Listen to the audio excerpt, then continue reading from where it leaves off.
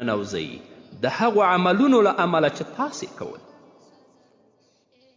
کوم نیک عملونه چې تاسو په دنیا کې کړي، د الله رب العزت نه ویریدلي یاست، د الله رب العزت د حکمونو او د اوامرو مطابق مو خپل ژوند تیر کړی دی، نو نن تاسو جنت ته ننوځئ. او نبی کریم صلی الله علیه وسلم فرمای، د بخاري او د مسلم حدیث دی، کله چې یو بنده په قبر کې کیښودلی شي او ملګري ترې راستانه شي. حدیث اوږد دی.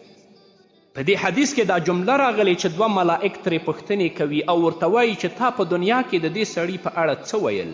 محمد رسول الله صلی الله علیه وسلم به ورته یاد کړي. نو مؤمن بنده به ووایي زه د دې خبرې ګواهي کوم چې دا د الله تعالی بنده او د هغه رسول دی.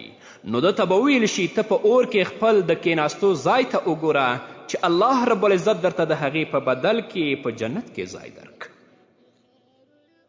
معنا دا که تا نافرمانی کړې وای نو د اور دا ځای ستا لپاره تیار و، خو ستا د اطاعت له امله هغه الله رب العزت درته په جنت کې د اوسېدو پر ځای بدل کړ. د ابو داود حدیث دی، نبی کریم صلی الله علیه وسلم دا هم فرمایلی دي چې مؤمن بنده به د ملائکو پوښتنو ته ځواب ورکړي، نو له آسمان څخه به یو آواز کوونکی آواز وکړي چې زما بنده رښتیا وویل. نو د جنت بستره ورته خپره کړئ، د جنت دروازه ورته خلاصه کړئ او د جنت جامې ورته واغوندئ. وایي د جنت خوشبویانې او عطرونه به ورته راوړل شي چې څومره نظر لګیږي قبر به ورته همدومره پراخ شي. یعنې الله رب العزت به ملائکو ته امر وکړي، نو دته به په قبر کې د جنت بستره هواره شي. د جنتیانو جامې به دته په قبر کې واغوستلی شي او له جنت څخه به ورته یوه دروازه خلاصه کړي د هغه د عزت او د نعمتونو له امله. دا کومه بعیده خبره نه ده.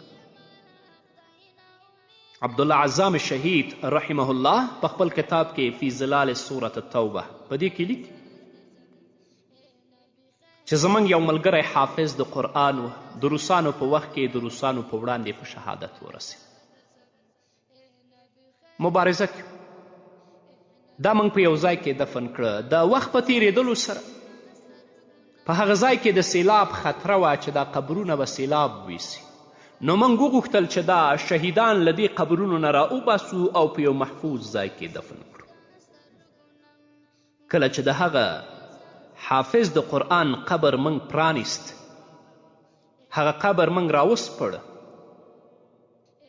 نو د هغه حافظ ویښتان لوی شوي ول، نوکانې لوی شوي ول او په قبر کې الله رب العزت دته د جنتیانو جامې ورغوستې وې چې هغه موږ په خپلو سترګو ولیدلې. او عبدالله عزام شهید رحمه الله په خپله دې خبره باندې قسم هم یادوي.